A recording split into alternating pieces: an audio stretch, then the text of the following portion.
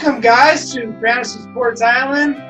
We just had our huge bi-coastal fantasy draft last night with Johnny Ballgame here. He's a returning guest, and we're gonna go over the draft and talk about the good and the bad and the ugly of what happened last night. It was a pretty interesting draft, don't you think, Johnny? Yeah, it was. There was a big surprise pretty much just the first round. So, yeah, it was pretty cool, man. It was. I think, by the way, you drafted a great team. It's exciting. I think there was a couple people that really drafted some good teams. So, yeah, let's get into it. Yeah, so before we get into it, I want to warn the viewers that defenses score a lot of points in this league. So do quarterbacks. You got to keep that in mind because you're going to see some stuff that you're not going to see in a normal league. And people are going to be like, what the heck? Yeah. What we're about to show you may not be for the faint of heart. So be prepared. All right, so let's take a look at the board. All right, John, so here's the board. We're going to go through each round, talk about some good things, some bad things. So obviously in the first round, I told you quarterbacks score a lot of points, and it may look screwy to some, but the Billy Pilgrim mofos took Patrick Mahomes, and I think that's a pretty solid pick. Yeah, it made complete sense. Yeah, it makes complete sense in a league like ours. And I'm a Chuck Wagon, so I came back with Christian McCaffrey, pretty obvious choice. It went Barkley at 3. And then it comes to you, Johnny Ballgame, and I think you had the first surprise of the draft. I wasn't surprised because you told me a few weeks ago you were going to do that. But you take Alvin Kamara. Explain yourself. Yeah, so it's funny because I even thought, gosh, if Mahomes or Jackson get to me at that point, because of the way running quarterbacks score in our league, I'd probably take them. But here's the thing. So I won with Lamar Jackson last year. So for those who don't know, I won our league last year, which was awesome. But it was with Lamar Jackson, who I drafted as my backup quarterback, who kind of came out of nowhere. I don't think any of us expected him to score like he did. When that happens, I never win if I draft that person the next year. It's just, you can call it superstition, but we've been doing this. Chuck and I have been doing this for, 20 years now, probably over that. And every time I've won the league, when I've come back the next year, if I try to draft that same thing or try to recreate that same magic, it never works. And so I think almost everybody expected me to go with Lamar Jackson there. I've been targeting Alvin Kamara for, we talked a couple of weeks ago, but I've been targeting him for a couple of months. Like there's just something about him this year. There's a gut feeling that makes me go, that guy's going to have a special year. And so I think he was definitely the best running back that was left on the thing.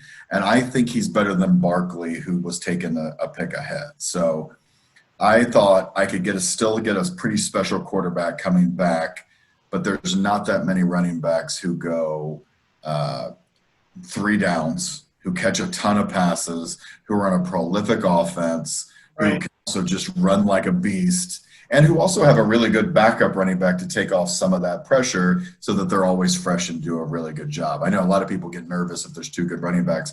I don't, if that running back is used truly as a secondary back and sort of the battering ram to let Alvin do his thing. And so, yeah, for me at 4, it was kind of a no-brainer. I know some people were a little bit surprised I didn't take Jackson, but I thought it was, I still feel like it was the right pick for me at the time. Yeah, that's how I felt about taking Christian McCaffrey. I could have taken Jackson too. But ultimately, I just don't know if Jackson can repeat what he did last year. I don't either. I don't trust it. I think defenses are going to scheme against him a little bit, try to keep him more in the pocket, make him throw the ball downfield, which is good for Hollywood Brown, but not necessarily good for Jackson in fantasy because a bulk of his numbers came from rushing yards and touchdowns, running the ball. So Yes. take that away from him. He's going to have a little bit of a downgrade this year, Yeah. so I stay away from that. However, Jackson almost made it back to you in the second round. That would have And I would have 100% taken him if he would have got back to me in the second round. I wouldn't have had a choice at that point. Exactly. So Yeah. going Now, I through will say first- this. Okay. I was also burnt a little bit on I had Michael Vick the year he went nuts in Philadelphia, and I won with him that year. Right. And I drafted him the next year. And it was the same thing. Like, defensive coordinators are paid big money for a reason. They're going to figure out a way to stop those people who are special in a certain aspect. So we're going to find out truly this year, I think, how good Jackson is at being a quarterback. And I know they make the jokes about pretty good for a running back. The fact that he was such a good runner set him up for passing. I think they're going to take away the run a lot from him this year, and I think we're going to have to see how good of a passer he is. And I just wasn't sold at 4 that he was going to be that good of a passer. All right. So I think Skittles and Vince were probably pretty happy to have Ezekiel Elliott fall to them. And then Derrick Henry and Dalvin Cook went. Those are pretty chalky picks. And then Jacobs, yeah, that's pretty chalky. But here was the first surprise of the draft. At 9, the Talking Heads took Aaron Jones. Yeah. That one flipped me out because I was actually looking to get Aaron Jones on the way back in round 2, and I thought I had a chance of that. But he goes in the first round. What do you think? Was that a little bit shocking to you? I thought it was a panic pick. I think they saw all these running backs. I think, they thought for sure Lamar Jackson was going to go in the first round. I think they thought Jacobs or Cook was going to fall to them at that 9 spot. And I think they panicked a little bit. And they're like, holy crap, who are we going to get that still can catch and run? And I think Jones is going to actually have a nice year. He's got a rookie behind him that he's going to have to contend with and share some carries. I think it's going to be a nice year. I don't think it's round 1, pick 9 nice year. I think it was a little bit of an overshot. And who knows? We'll see at the end of the year. But, yeah, that was the first shock to me of the whole thing. You know what? I don't have a problem with taking Aaron Jones. I just think a little early, what he could have done was probably got Aaron Jones on the way back. But if he took Kelsey in round 2, and if you flip it, if he would have taken Kelsey at 9, we might have thought, maybe. And then stretch, but he's a special tight end. Right. Yeah. And then he comes back and gets Jones, and we're like, oh, yeah, that works. Yeah. So it worked out for him. It wasn't that bad. Tony Pooping Rocks took Michael Thomas. I like that pick a lot because I love that pick at 10. Yeah. 2 wide receivers. You got Devontae Adams on the way back. Now, here's the guy that has the biggest question mark. I love the talent. I love Clyde Edwards-Helaire, Clyde the Glide. He goes at 11 with Mixon, so they double up on running backs. I'm not sure if I trust fully a rookie running back in a COVID season that didn't get a full training camp and preseason. Yeah. But he could come in and play like Kareem Hunt did with the Chiefs and explode onto the scene. And if he does, that is quite a pair of running backs Quack Attack got. It is. I don't know that I believe Edwards-Helaire is even going to be the starting running back for Kansas City, though. I feel like he's going to be a little bit like what's that that third receiver for Kansas City? I suddenly can't remember his name. That they used last year, the real speedster that's kind of like Mecole Hardman? Yeah, Mecole Hardman. I feel like he's going to be used as a specialist. I would have loved that pick in round 3. I would have gone, that pick totally makes sense, and I think you got a good deal. At the end of 1, that was and who knows, it could, really pay off for them, but I thought it was a reach. Now, I loved them coming back with Joe Mixon. I think Mixon's going to have a freaking phenomenal year. But they could have gotten Lamar Jackson, Joe Mixon combo right there, which is what I thought was going to happen. I thought for sure they were going to take Jackson at 11 and then take Mixon at 12. But they didn't, and I was really surprised by that. So I was surprised by the Edwards-Helaire. I was pleased by the Joe Mixon coming back, but I'm not sure that I would have gone with the Helaire. I think that was a pull there a little bit. Well, the industry standard ADP for Edwards-Helaire is around the 6th running back coming off the board. So technically speaking, they didn't reach, but I mean, it is a risk. It is a risk, but then again, you can't win in fantasy football if you don't take some risks. So if it pays That's true, but I see people like you came back with Kenyon Drake in the 2nd round. I would have taken Kenyon Drake before I would have taken Edwards-Helaire in a heartbeat. Now, if he comes with a Drake and a Mixon, can you imagine we'd all be like, holy shit, Quack Attack's running backs are insane, and they're probably going to win the league. So I'm not a believer that Edwards-Helaire is going to make that big of a difference. And just like you said, it's in a rookie year, in a COVID year where they didn't get a preseason. I think he's not going to get up to speed till week 3 or 4, if then. And I think he's going to have some big plays. Don't get me wrong. That offense is a big play. There's a shit ton of mouths to feed in that offense, though. Absolutely. Yeah. All right. So we're going to go through round 2 now. We already talked about Mixon and Adams and Kelsey going. There goes Lamar Jackson to Dazed and Confused. He partners him up with Jacobs. I think he got a steal 2nd round. 100%. He got the steal. I actually think he got the steal of the draft. With him, yeah. So what did you think about Nick Chubb going next? Was that too high? Yeah, I like Nick Chubb a lot. I like him as a running back. I don't like Nick Chubb's situation. And you know this better than anybody because you got his partner in crime, right? Didn't you get his Hunt? Yeah, you got Kareem Hunt. Yeah. There's two super good running backs in an offense that doesn't really produce enough to give two super good running backs. They're going to try to pass this year. They're going to try to do more. And I think you got the running back Kareem Hunt that will actually benefit more from them trying to open the offense up a little bit. I like Chubb. I don't know that he's going to have that great of a. I think he's going to have a good year. I don't think he's going to have a great year. And I hate to say that to you too, but I don't think Hunt is either for those same reasons. I think they're just going to vulture from each other, and it's going to be like, all right, which week do you go with Hunt or which week do you go with Chubb? It's going to be an awful situation where you got to figure out which week is going to be their week. Right. So then the next pick is yet another reach, in my opinion. Maybe too early. Probably could have got him coming back in round 3. But Wild Stallions partners up Henry with Todd Gurley, who is the oldest 26-year-old on the planet. Yeah. 2 years ago, this is a great draft for him, right? Exactly. Like Henry and Gurley, yeah.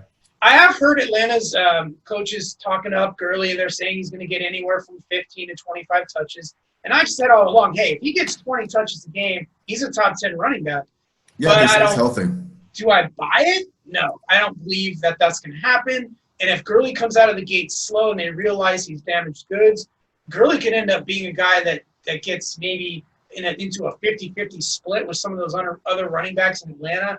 It's a little risky in the second round, so I didn't quite like that pick. But we'll see. I mean, if it works out, he's got 2 hammer running backs, so we'll see.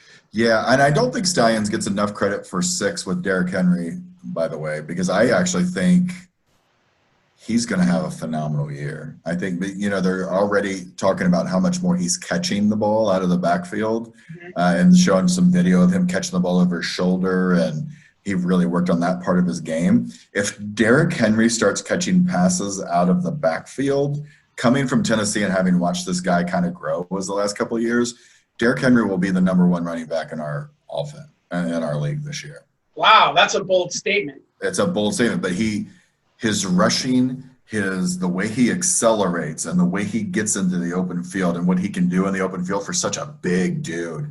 He starts catching the ball in space. Oh my God, I can't imagine. So I love what he did with Derrick Henry. I do think he reached with Gurley. It's a calculated reach because if Gurley does get back to even close to the Gurley of 2 years ago, we're going to be like, holy shit, that guy's got a good running back stable. So I'm not as upset with it, but I do think it was a little bit of a reach because I think he could have got him in the 3rd round in the same spot coming back. Right. Okay, so then Kittle goes next. And then there you are, Johnny Ballgame. And I know this is one of your gut feelings. You like Dak Prescott. And I knew you liked Dak Prescott. You love his weapons. You get him in the 2nd round. Were you going to get him in the 2nd round all along, or was it just No, I knew I was going to get him in the 2nd round. Like my first 2 rounds played out exactly how I thought they were going to, which was nice because that doesn't always happen. I drafted him first as my quarterback last year, and then I never played him because I had Lamar Jackson. That's quite a stable quarterback you have. Yeah, I played him 2 or 3 weeks of my total season last year. Wow. Lamar was off, and then there was a couple of matchups, and I actually on one of the matchups I did better, and on one of the matchups I was worse, but only by a point. So it was one of those things where I actually made some right choices that year. I think he's going to be better this year, and he was 3rd in fantasy points as a quarterback last year. And I think he's got better weapons, better line. Zeke's back full time. He didn't hold out over the summer. It's a monster offense, and it is going to – I actually think the Dallas Cowboys have a chance to win the Super Bowl this year. And I hate the Dallas Cowboys. I need everyone to know that. For someone that hates the Dallas Cowboys, you sure got some love for their players, let me tell you. I do, because I think they're going to just be in unstoppable. And they've got a coach who I think is going to get so much more out of those guys, right? So I have 3 Cowboys on my team this year, which is almost blasphemy for me. But last year I had Zeke and Dak, so I guess it's not really that much blasphemy. Well, even if the Cowboys aren't a contender, which I do think you're right, I think they are a contender for the championship, they are going to have a good offense. That is for sure. They are explosive. 100%. The addition of CeeDee Lamb, just throwing him out there with those other two receivers, that's gold for Dak Prescott. Plus, he's got legs. He can run the ball. I like that pick a lot. If you didn't take him there, I would have considered him over Breeze. But so we'll get to that next. As we go through the rest of the round, you see Deshaun Watson went next, which I know you and I are not a fan of. I'm not. Yeah, and then I agree. It came to me at 2. This is where I thought I was going to have a chance to get like an Aaron Jones, or I might even take Eckler. But Kenyon Drake fell to me, and I think that's a product of some of these early reaches in the second round. And I had to keep him. You liked Kenyon when we talked a couple weeks ago. So this didn't surprise me at all. I could have called your second pick was going to be Kenyon Drake. Well, I had no idea. I thought maybe you might have taken Murray there because you kind of liked him, and then come back with Drake. I didn't know if you were going to pull that cord on there. No, so you because a little bit in round 3 with Breeze. I'll say that I didn't see that one coming. Well, let me explain myself. So coming back in round 2, I had no idea Kenyon Drake would fall that far. I honestly thought he'd get gobbled up by you, most likely. But but I didn't need to take a quarterback in 2 because I knew the Billy Pilgrim mofos at the turn already have Mahomes. They're not taking a quarterback. No, that makes sense. Yeah. And I wanted to grab one of the players that they were probably select, and I knew Adam loves Kenyon Drake. So if I didn't grab him there, he's gone. So then it goes to the turn, and Billy Pilgrim does Billy Pilgrim things and takes 2 hammer receivers. He gets Julio Jones and Tyreek Hill, dude. That was honestly, it may be the best wide receiver stable in our league this year, just because of those 2 alone. I mean, that was an unbelievable turn they pulled right there. So he pulls 2 top 5 receivers. He does punt at running back a little bit because he still doesn't have one after 3 rounds.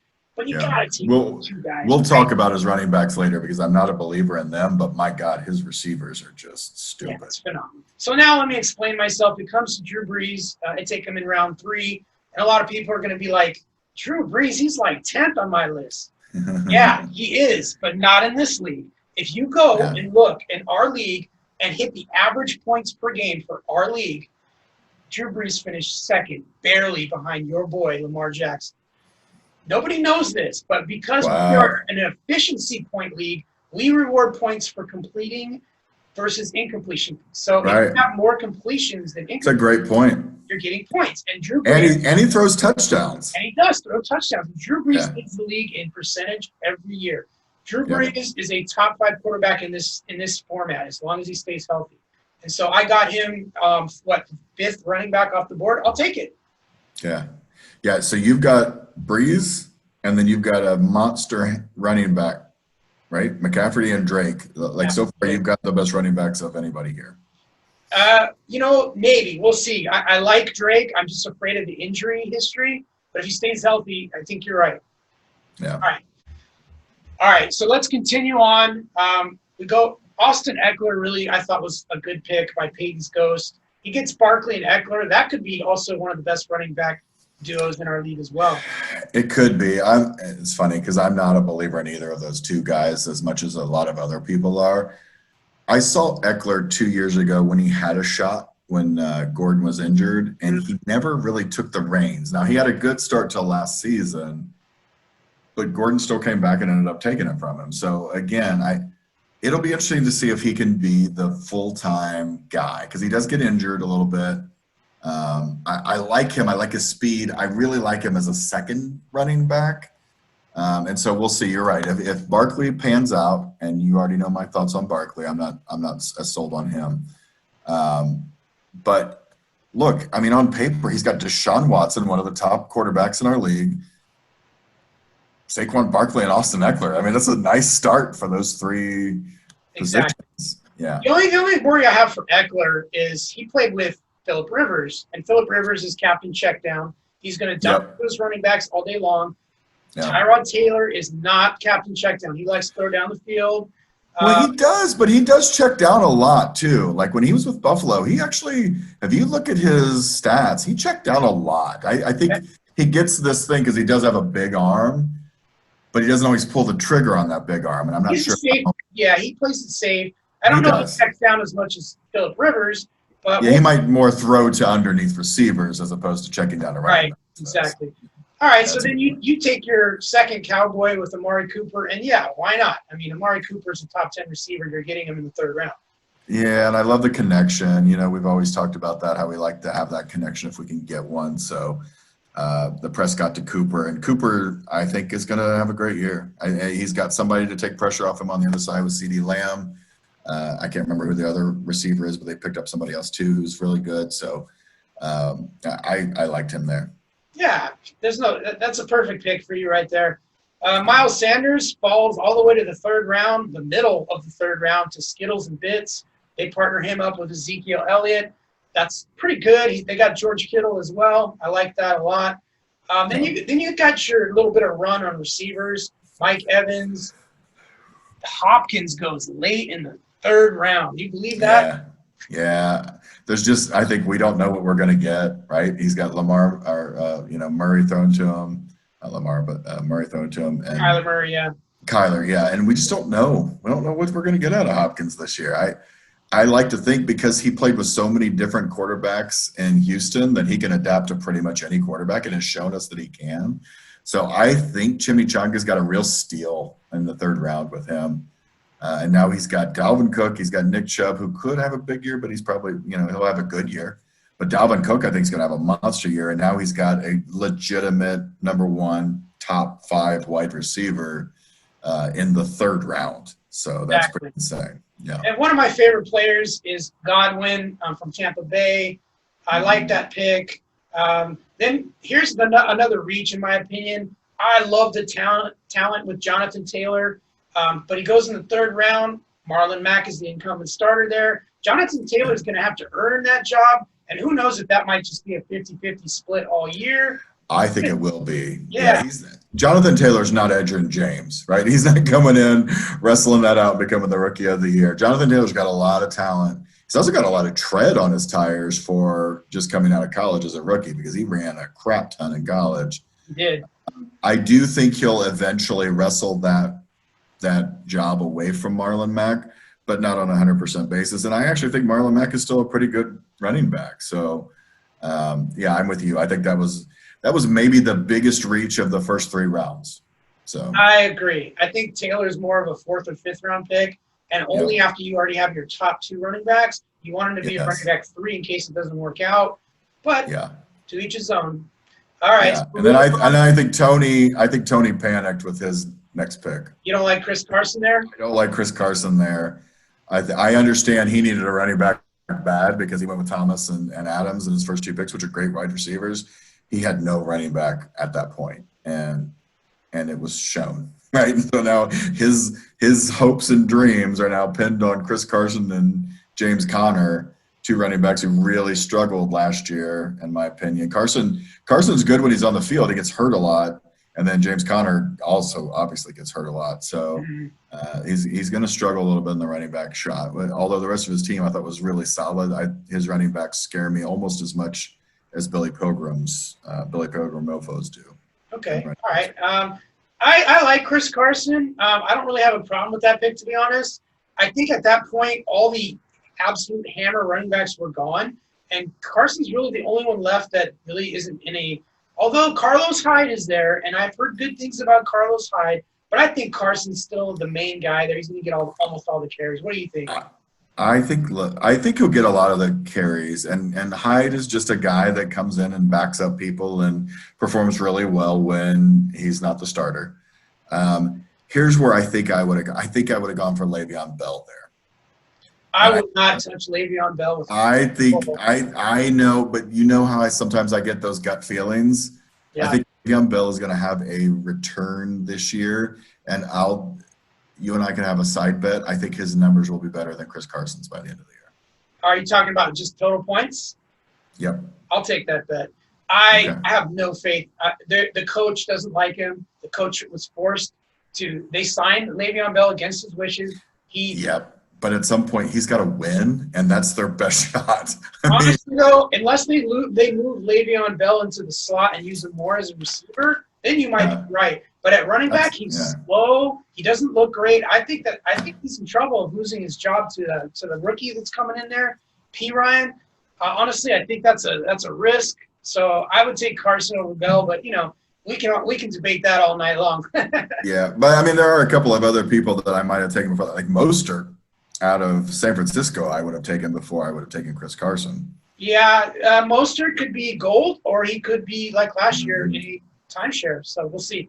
All right, They could, but they got rid of 2 of the 4 people in that timeshare. True, but they got one back. Put up some space. So Yeah. we'll see. All right, so DJ Moore goes at the end of the round. I like that pick. Kyler Murray, nice pick, nice value, 4th round. What do you think? Yeah, I think he got a pretty good steal there at 4 in the 4th round at the first pick of the 4th round. I think Kyler's going to have maybe the kind of year Lamar did last year. Nobody quite knows what to do with him yet. They don't know how to figure him out yet. And he really showed some talent there at the end of the year, not just running, but throwing the ball. Like he surprised me a little bit toward the end of the year. Now, there's a bit of a scare that he could be like, the Cleveland quarterback this last year. Yeah, Baker. Baker. He has a good end of the year and then comes back and then, shoots down his leg. But I don't think he will. I think he's got a good year coming. So we already talked about James Conner. I just want to add that if James Conner stays healthy, it's a steal in the 4th round. I agree. We'll see. That's like we'll see. Finding a unicorn, right? Yeah. So We'll see.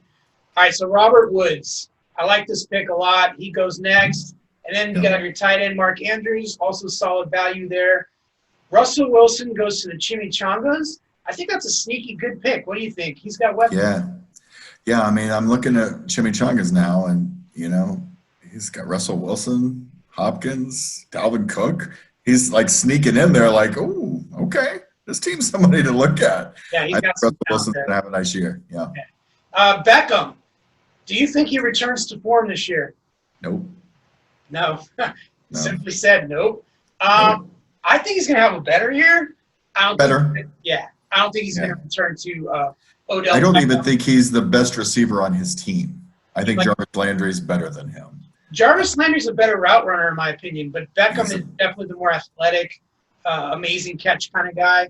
And when he's healthy and when his brain's in the right spot, right? So, but Jarvis Landry every year gets a shit ton of catches and a shit ton of yards, and even in a horrible offense last year, looked way better than Odell Beckham did.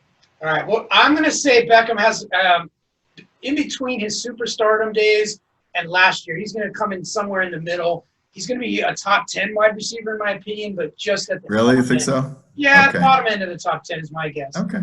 All right. And then, I'm excited to see that. Yeah, and then you got Mostert, and then I think this was a little bit of reach for you, Johnny. I'm going to be honest. You take Devin Singletary. You're not worried about Zach Moss? No. I think Singletary looked really good. I did want to back him up just in case, but I think reports out of camp were that he was doing really well, and I thought he finished strong last year. He got rid of, Old Man River there. Yeah. So I think we're going to see something special. Again, how I get these gut feelings and I get these weird. It was a bit of a reach at that spot because I think I could have probably got him in the next area, but I was looking for a really good second running back, and he was the best one to me that was on the table. So yeah, it could work out because if he builds on what he did last year, then yeah, he's going to be a good running back. I'm just worried about this kid Zach Moss. Cutting into his carries, especially at the goal. Maybe, again, if this was next year and he had a full camp and he had, the coach had, been there for a while and the offense had been there for a while, I might worry about that a little bit. I think Singletary is going to come out of the gates burning, and I don't think he's going to look back. Okay. All right, so then we go to Peyton's Ghost, and he snatches up Kenny Golladay, very underrated receiver. He finished top 10 last year. There he goes in the 4th round, late. Had him on my team last year. I loved him. He's a good player. And then Thielen, this is my gut feeling for this year. I think Thielen is going to return to form and put up a whole bunch of 100-yard games. So I like him. I took him there. What do you think? I think he is too, which is why I took the rookie opposite of him later in this draft. Because I think Thielen's going to have an awesome year and people are going to start having to watch him again. And then I'm going to, sneak in with Jefferson for, a couple of big games towards the end of the season. So I loved your pick of Thielen right there. In fact, your receiver group, I think I had almost every one of them on my team last year. Oh, well, that's good for me. I Yeah, was laughing. like I had Thielen, I had AJ Brown, I had Marquise Brown. So I had a lot of your receivers, and I liked every one of them, and I actually really liked your picks this year. So. All right. So then we go to the Billy Pilgrim Mofos, and they like to get things in twos, as you can see. They go Jones and Hill in the second, third. In the fourth, fifth, they get their two running backs. One is David Johnson. The other is Ronald Jones. Now, I'm going to throw something out there. Before Ronald Jones was picked, about a round before, we were all on Zoom, and somebody announced that the Jaguars, Leonard Fournette. yeah, Leonard Fournette had signed with Tampa Bay. And so Billy Pilgrim Mofos knew that, and they still took Ronald Jones there. Do you think that was too early?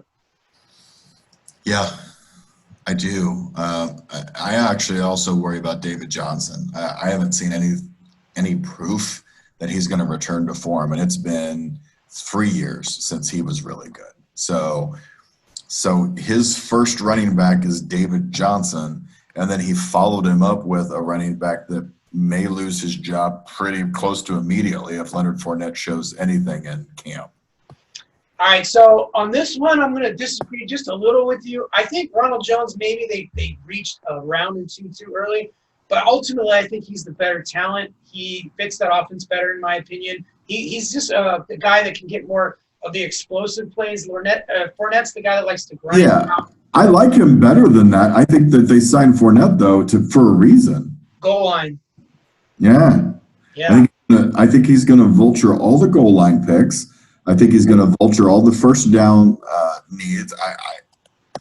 I like Ronald Jones a lot, but if they liked Ronald Jones that much, they wouldn't have signed Leonard Fournette.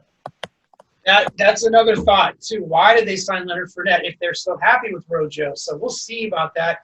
As far as David Johnson goes, I think he was one of the few, definite number one running backs left out there, and they kind of had to get him there. I don't see anyone else that I probably would have taken over Johnson, unless you want to say Young. Yeah, I agree with you. There wasn't anybody good. That's the danger of coming with a quarterback and two great receivers in the first 3 rounds. Yes. Get to round 4, at the end of round 4, and it's slim pickings and running back after that. Sure. Okay, so then here comes another run on receivers, and hopefully I started it. I take your boy A.J. Brown, big and fast. I love this guy. My plan was to try to get A.J. Brown and DK Metcalf. Unfortunately, that didn't work out. Yeah, I wanted Metcalf too. I got Thielen instead. He sort of fell to me, so I'm happy with that. Then Allen Robinson goes, Keenan Allen, and Juju Smith-Schuster. I actually like all those picks. I think they're all fine. What do you think? Yeah, I liked my Keenan Allen pick right there. Yeah. I really liked pairing him with Cooper for my first 2 receivers, and then I come back and get another stud in the next round. So I was really excited about my receiver group there. I like Smith-Schuster. I need to see something from him, though. He hasn't performed without anybody on the outside of him, and now maybe, Deontay Johnson's going to step up and do something more this year and kind of give him a little bit on there. I was really disappointed with his year last year because he didn't have Antonio Brown taking the pressure off him, and I think we all thought Schuster was going to be unbelievable, but he's definitely got the potential. I love the Allen Robinson pick, by the way, the pick before mine, and I was considering him, but he took him. Yeah, he's a Bears fan, obviously, right? He's a Bears fan. He lives in Chicago. I know that guy. But Allen Robinson's a sneaky good pick, man. Oh, sure. The shittiest offense last year in the Bears, that guy still got almost 1,000 yards and, I think 80 catches or something like that. So, yeah, he finished in the top 10, so yeah. Yeah, I mean, it was a good year for that guy with a bad quarterback. And I think this year they'll be better. I think their running game's better, their line's better. Getting a little sneak peek into the Chicago market like I do. I think Robinson was a sneaky good pick. I liked my Keenan Allen pick after that. He's the clear number 1 receiver for a guy like Tyrod Taylor who likes to throw downfield, or even if he likes to check through the middle. Keenan Allen does both of those things really well. So I'm excited about Keenan. And then I think you were right with the Smith-Schuster. Now you hate the pick at 5 for Le'Veon Bell. No, I mean in 5th round I don't hate the pick. Okay. Again, there weren't very many running backs left out there. I probably would have personally probably taken Ingram there instead, but that's just me. I can understand someone taking Le'Veon Bell. He might still catch 70 balls, so not a problem. And again, he's his third running back too, right? That's no problem. That's his third running back. I have no problem with that. And then Cam Akers goes. I do like Cam Akers. So, and I have no problem if you already have Cook and Chubb taking a chance at a rookie in Cam Akers. That's a big pick. Yeah. And then we go down the road. We got Tyler Lockett. Fine with that. Here's the quarterback reach of the draft, in my opinion. And not because I don't think Allen has potential. He's just not accurate. And in our league with the efficiency points, he's gonna lose a lot of points some weeks because he's not efficient. He is, but he picks up some points with his legs. He's kind of a sneaky. Sometimes when he loses in efficiency, he still makes up for in points. I don't know where he finished in our league last year. I'd say it's top 10 quarterback, though. No, he didn't finish top 10. He barely slipped into the top 20, to be honest. Really? I would have thought he was mad. Maybe it was the year before that where he ran so much that he scored a bunch with his legs. Maybe it wasn't last year, but I think he's going to be pretty good. I think Buffalo, they gave him a legitimate number one receiver with Stephon Diggs. Not that he's got a ton of other help, but I think his running back, Devin Singletary, is going to do super good. That's my hope for him. I think Buffalo, with their defense, they're going to be they're going to ground and pound a little. They're in it, yeah. Yeah, so I don't see. It was a reach here for sure. There was a lot of other really good quarterbacks still. Matt Ryan, for instance, I think he's going to have a monster year. Let's see, there was else. Who else? There was somebody else on there. Tom Brady. Yeah, Aaron Rodgers went at round 8. There's no way Aaron Rodgers is going to have a worse year than him. We'll get to that.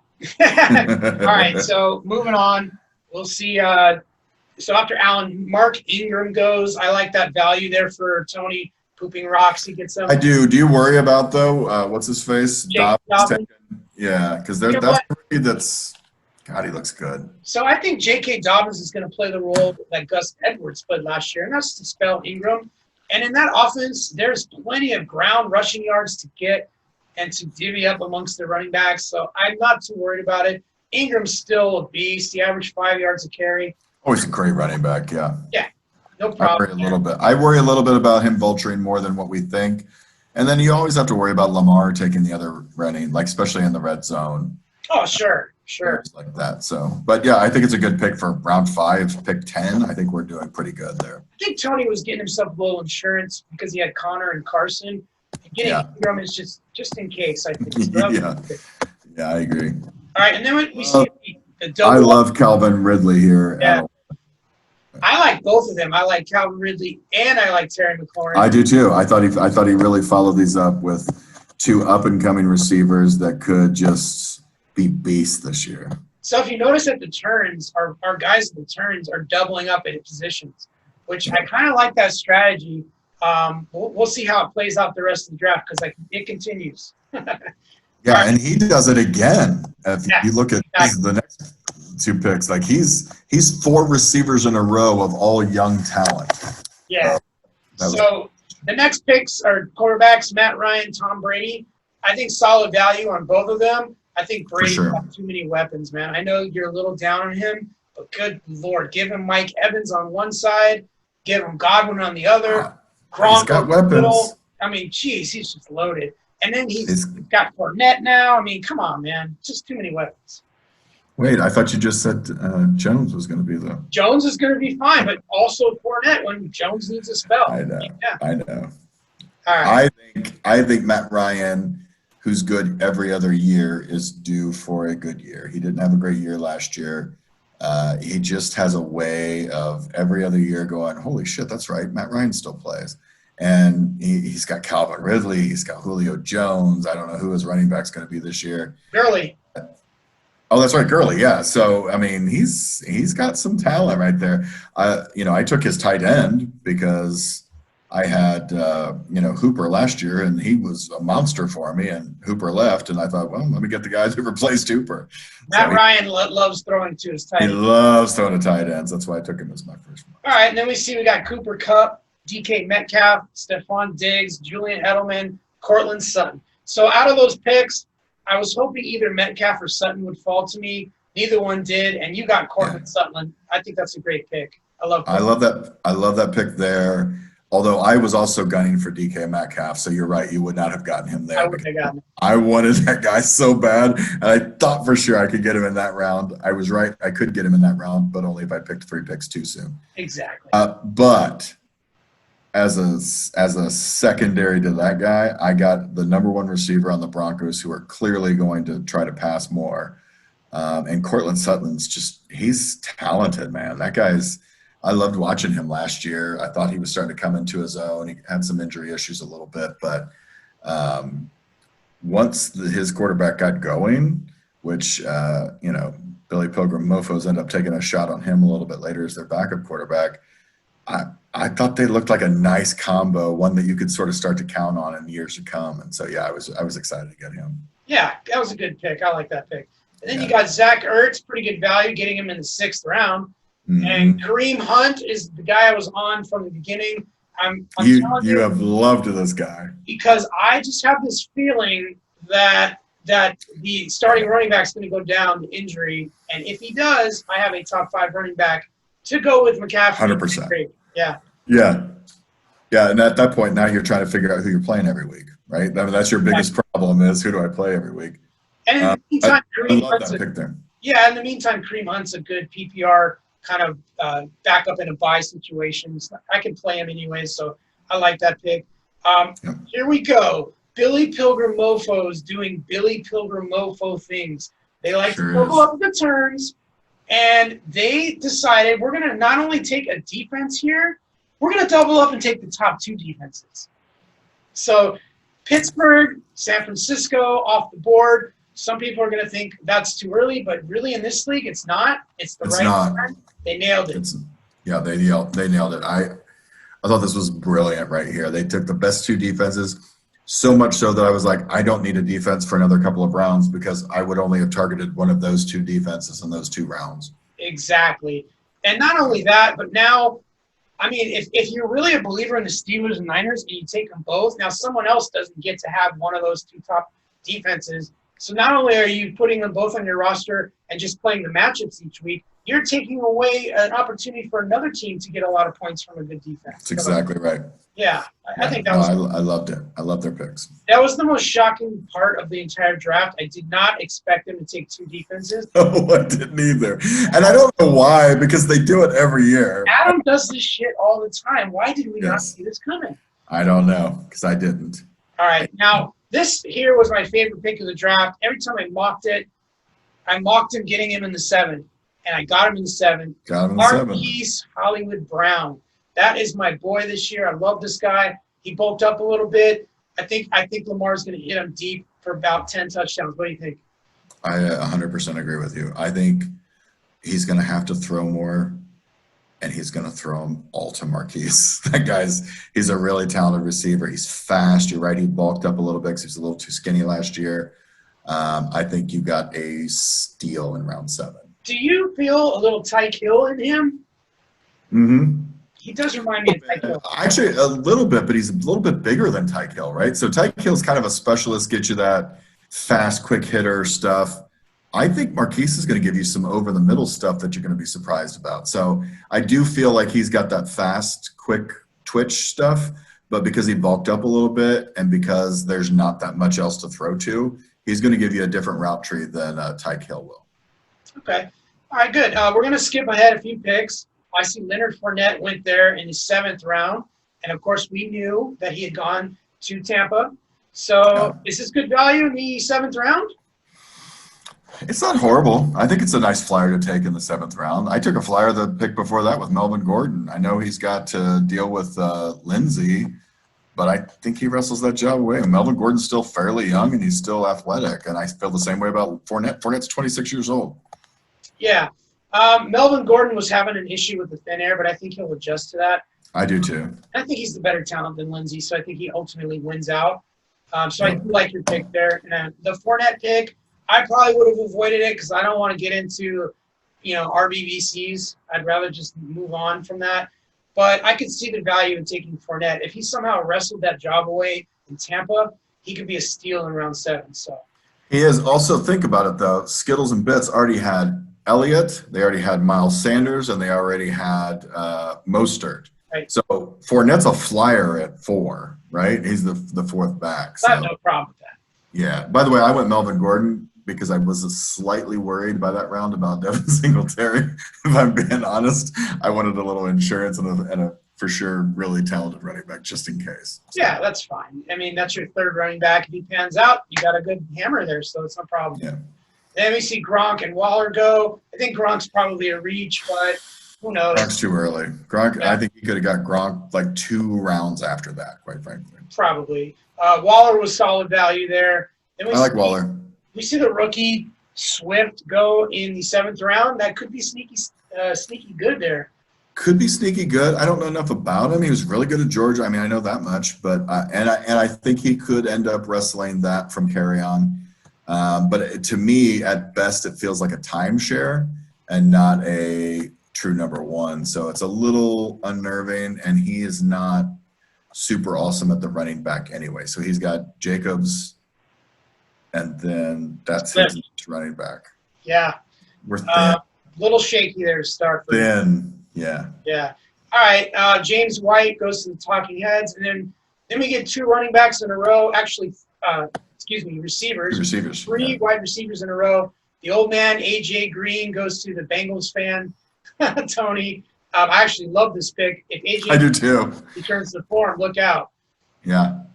Yeah. Well, he's had a year to rest. Yeah. I mean, he's 3 years. rested. Yeah, actually 2 years. So there's not going to be a more rested receiver. You're right. If he returns to form, look out.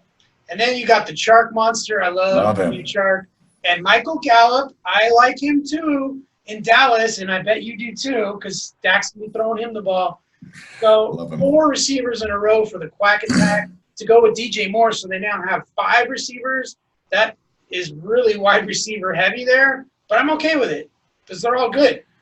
I'm okay with it because he's got a strategy that he's going to go 1 running back, 3 receivers, right? I mean, you look at that, there's no way he can't at that point. Well, he's also got Joe Mixon and Edwards-Helaire, and if Edwards-Helaire works out, then he's got some decisions to make. But it's a good thing to have. It is, and but his receiver stable's nice. It's a nice, young, talented group. It is.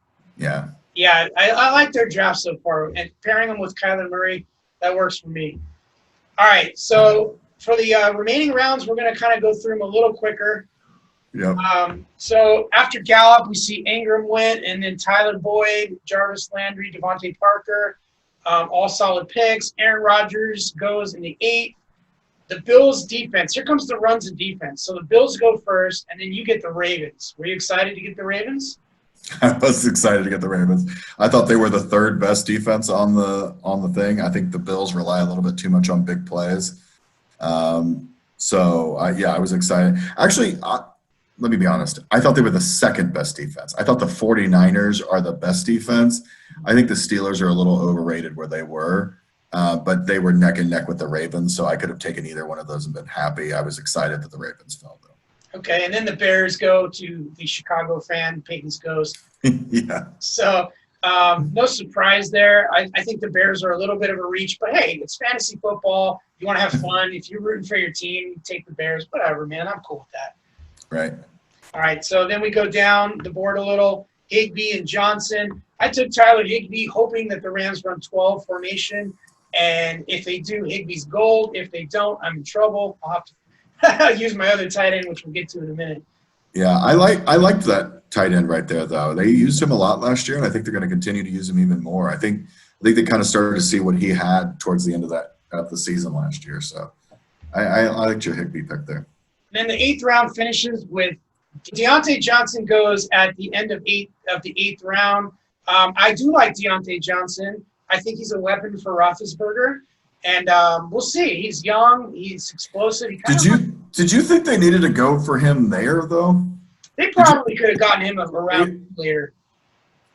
Because I'm not sure that many people on our squad know even how to spell Deontay Johnson. So, I thought they could have gotten him about a round or 2 later and have been fine because I don't think anybody was thinking. I don't think he was on anyone's radar. I agree, but when you reach maybe a round or two at this point in the draft, it's not as It's not a huge deal because it's 8, right? Yeah, if you're doing that in the 5th or 4th round, then that's a problem.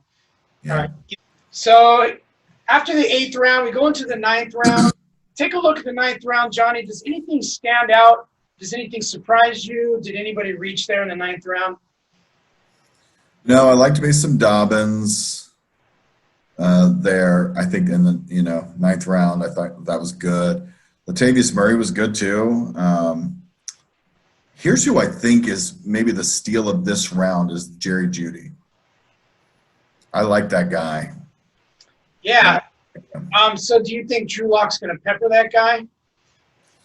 Yeah, not as much as I think he's going to pepper Cortland Sutton, but I do think he's going to. I think he'll take some pressure off of Cortland Sutton, which is why I really like him. So I think he's the steal. He had a run of crap ton of defenders. Hayden Hurst was the tight end I was talking about earlier. That's why I grabbed him there. He's the Atlanta tight end who now doesn't have to contend with Hooper and is really talented. Just he needs to stay healthy, but I liked him. But yeah, run on defenses, and I think I know in the 10th pick in round 9, the Patriots, because they scored so high last year, I think they were probably taken earlier in other drafts. I think in this where they should be. I don't think they are more than a top 10 defense because they just relied too much on big plays as opposed to solid defense. So I find it funny that the Saints go and then the Rams and the Eagles and the Patriots and the Chiefs. That's a crazy run of defenses. Do you think these people are influenced by the picks in front of them? Like they're like, oh my God, well, think about it. So the Steelers, 49ers, Ravens, Vikings, Bears are all gone, right? I mean, that's already gone. And now you're like, holy crap, I don't have a defense on my team and there's only 15 rounds. And they start to panic. And I don't know that the Saints defense is going to be that awesome. The Rams defense never came back to form like it was, 2 years ago. Eagles, maybe. Patriots, maybe. Chiefs is a reach just because they score so much and their defense is on the field all the time. That makes me nervous for them. But I think it's definitely they went, holy crap, I better get a defense. And then in the 10th, 2 more defenses go, the Chargers and the Titans. And we all know if you watch Hard Knocks, the Chargers lost their cornerback for the year. That was a big blow for them. And the Titans defense could be solid, and they do like to play that pound and ground. So they're going to keep the ball out of the other team's hands. I agree with you. I actually think I would have taken the Titans before any of the ones except for maybe the Eagles above them. And then a new wave of quarterbacks comes onto the board there. Carson Wentz, who, by the way, that is tremendous value, getting Carson Wentz. No. And that was their first quarterback. That was their first quarterback. That was unbelievable. Yeah. Cam Newton, that's your pick. You have one of those gut feelings, I'm assuming? I did, because there was about 4 quarterbacks ranked above him at that point when I picked him. And I love Matthew Stafford, by the way, who went the pick after that. I thought you were going to take him. You know me, I've had him on my team like 3 times. I got one of those weird gut feelings, and it wasn't even something I was thinking about going into this draft. And I saw that name, and it kind of glowed. Like, it was this weird, like I had this mythical experience with him. Yeah. And it, like, just for some reason stood out in that list, and I went, holy shit, that guy's going to have a great year. And I just picked him, and I just thought, well, I need a backup quarterback anyway. He's still mobile. He's hungry. He's never been hungrier than he is right now. Belichick has been known to do some unbelievable things with retreads. It could be the most magical pick ever. And then, in 2 days, he could announce that Cam Newton's not even the starter, and I'm dropping him, and I'm finding somebody else for my backup quarterback. He's going to be the starter, Johnny. Don't worry. He's going to be the starter. So I really thought I may have gotten a really good – I felt with him like I felt with Lamar Jackson last year, where I felt like my backup quarterback may actually end up being my better steal start. And who knows how this is all going to pan out. So I grabbed Danny Jones. Danny Dimes. Yeah, you surprised me with that a little bit. I loved it. His first 5 games were rough, but when I need to use him is in week 6. That's when Breeze is on a bye, and he's got a great matchup. Yeah. And then his schedule gets really soft after that. So if something were to happen to Breeze, I really like Danny Dimes there. And I like his weapons, to be honest. They're not the greatest weapons. Really? He's got some decent receivers. I mean, he's got Saquon. You know, he's going to He's throw got it. Saquon to dump it down to, and he's got Evan Ingram across the middle. So I like their weapons. Okay. And they're going to be playing from behind, John. Their defense is horrible. Well, I mean, that you've definitely got. So I'm not as sold on Danny as you are, but he did improve last year. I will say that. He's a little bit where he finished. So. All right, and in round 11, you took Jefferson. That was to partner up on the opposite side of Thielen. You like that the fact that they'll be doubling Thielen will open things up for Jefferson, right? For sure, and he's just talented, man. That guy's just overall talent. Every year there's like a rookie wide receiver that goes off, and I actually think Jefferson might be the one receiver that goes off. Yeah, I like his situation a lot. He's definitely the number 2 there, and he's going to get peppered. No doubt about it. Yeah. I like the Wentz followed by Ben Roethlisberger back-to-back quarterbacks. That was sneaky good value. When you don't have a quarterback through 10 rounds of the draft and you come away with Wentz and Roethlisberger, that's not bad. I know. Yeah, it's a pretty nice follow-up, isn't it? So, yeah. And then Joe Burrow goes, and I see Jared Goff. So the quarterbacks start coming off. Tony goes for Alan Lazard at pick 10. What do you think? I thought that was a reach. Yeah? Here's the thing. I think he's, again, you're in, like you said, you're in the 11th round, so there's not really a reach in 11 rounds. I just wasn't expecting Alan Lazard to be the pick there. I think there were other better receivers on there. Maybe he had a gut feel and he went for him. So I'm cool with it. Again, it's round 11, so there's not really, at that point you might as well just go and find somebody that you personally get attached to. Like I did with Jefferson. I'm sure not that many people even heard of Jefferson before I drafted him. So I could be wrong. Alan Lazard might be the pick of the. Hey, you know what? Devontae Adams can't catch everything. They're going to have to develop another receiver. It could be Lazard. Yeah. He did have a couple decent games last year. He did. Yeah, I can see it. I'm okay with it. All right, let's move on to the 12th round. Anything stand out to you in the 12th round there? You mean like getting Kirk Cousins in the 12th round as quarterback? That's pretty good. I don't think that guy gets enough credit for how good he is. And then you've got some people who have been starters before. You've got Howard, who could be Miami's number 1 running back. So you may have gotten a number 1 running back in round 12. You get the Seahawks defense, which is always good in round 12. Hunter Henry, your tight end right there. That could be the steal of that round, man. Well, that was insurance. If he doesn't work out, at least I have a solid tight end. Yeah. I actually like Armstead. Billy Pilgrim's there at 12. I think that guy could be a sneaky good pick right there. Yeah, we'll see. That backfield is jumbled right now. More clarity as the season approaches. Yep. And at this point in round 12, if you're getting a possible starting running back, you're doing pretty good. So. Totally. All right, moving on to round 13. By the way, that's why I took Montgomery there. Oh, I was actually going to mention Montgomery. That's solid value in the 12th. When he comes back from his injury, he's the starting running back, so it's very solid. Starting running back, he's hard to bring down. The Bears' offense, as I mentioned earlier, I think is going to be improved. The other pick we didn't really talk about is Adrian Peterson goes in the 12th round. Old man Peterson. And let me tell you something. If you didn't take Montgomery, that guy would have taken Montgomery there instead of Peterson. I guarantee it. He's the Bears. Yeah, because he's a Bears fan. Yeah. But he gets old man Peterson. He's still the starter technically.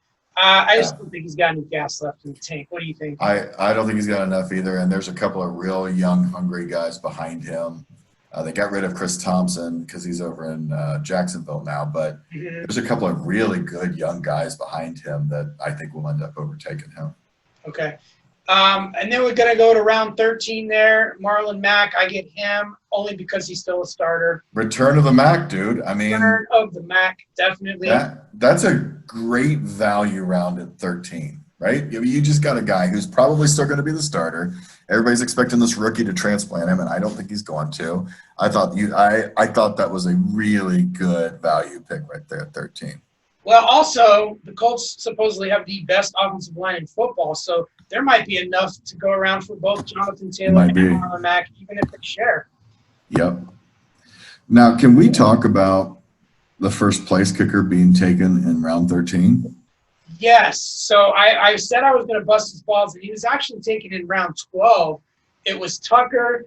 It was my buddy Joe. Oh, that's right. Yes, Tucker in round 12. And I have to call him the village idiot because, as you know, we don't take kickers until the last 2 rounds or the last round, to be honest. Yeah, I mean, I'm okay with a reach in 14 if he's like somebody that's unbelievable and just gets a crap ton of points. Exactly. You take somebody in 12, you have just given 6 other people a really great pick that you could have gotten. Well, yeah, exactly. And his team name is Dazed and Confused. And you're dazed and confused when you're taking your kicker in the 12th round. I just don't get it.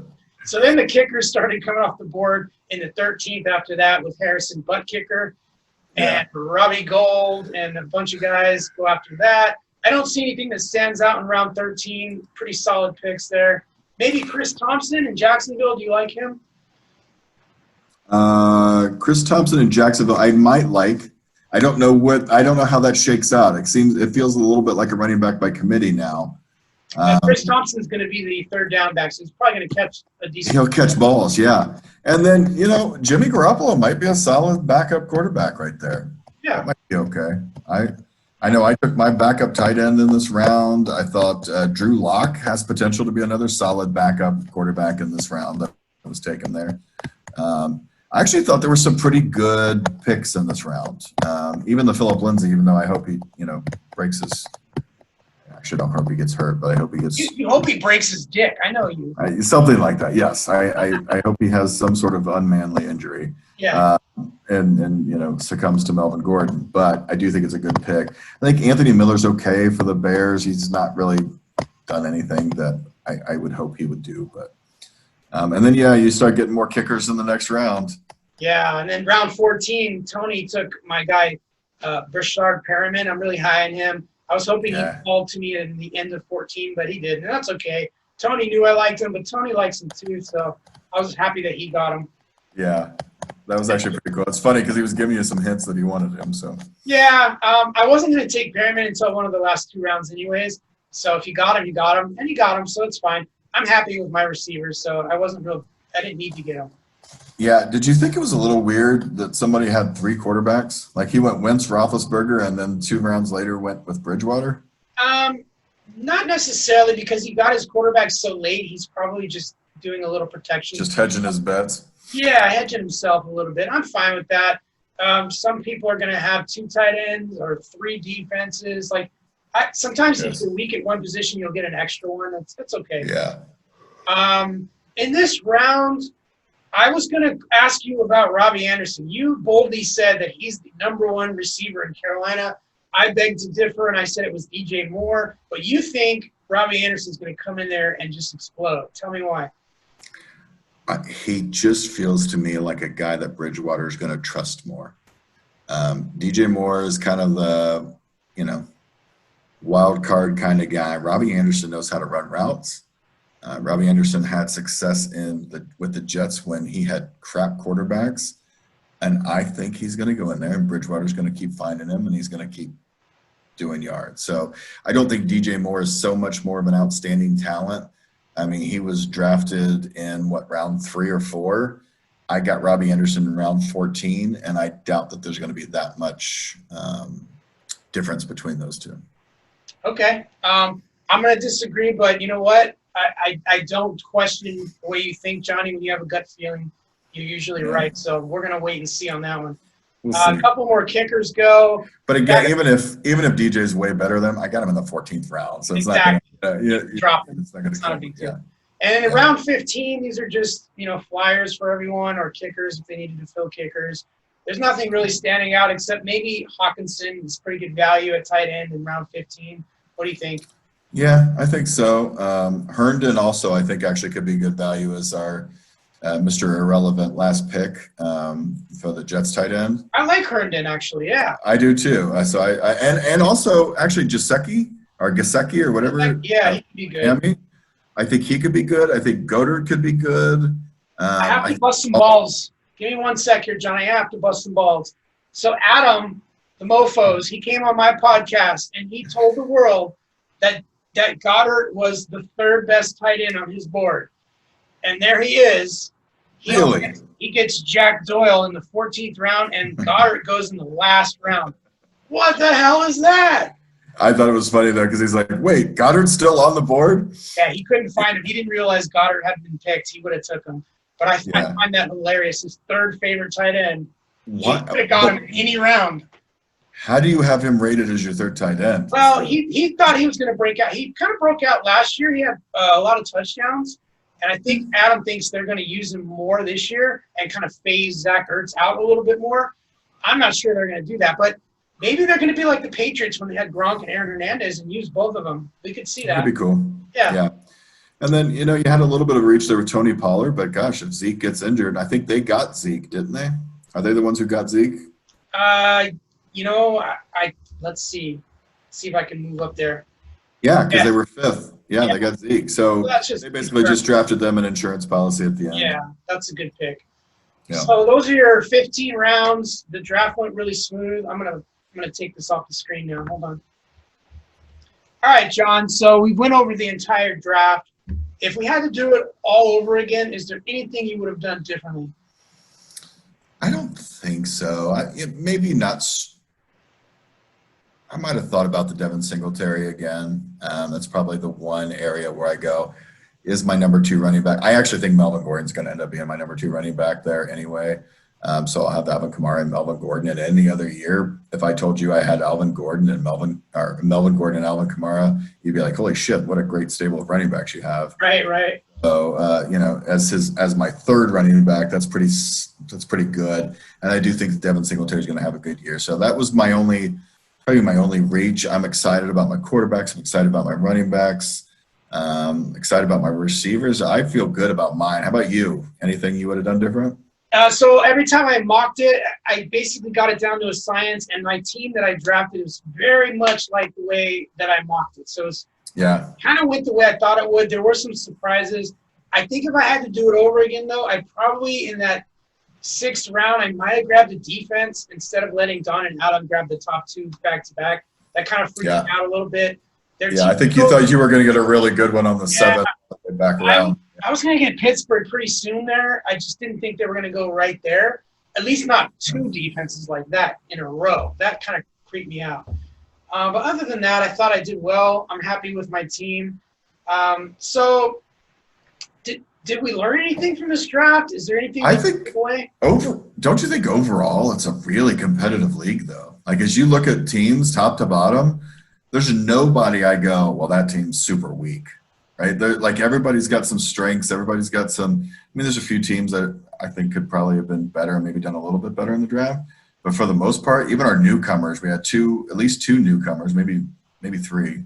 Well, we had your 2 buddies, and I had 2 buddies from my Dynasty league that came over. So 4 to this league, and I thought all of them did a pretty good job. Even our Chicago homer got good players, got some good, the best of Chicago that he could, and then filled in his roster pretty well. So Stallions did a nice job. It's going to be a fun year, man. I think it's going to be fun. I do too. How do you think? Okay, so when you take Mahomes at number 1, obviously, and then you come back and get 2 wide receivers where they got Tyreek Hill and they got who else did they get? Julio Jones. They left themselves vulnerable at the running back position. Do you think they can recover from that?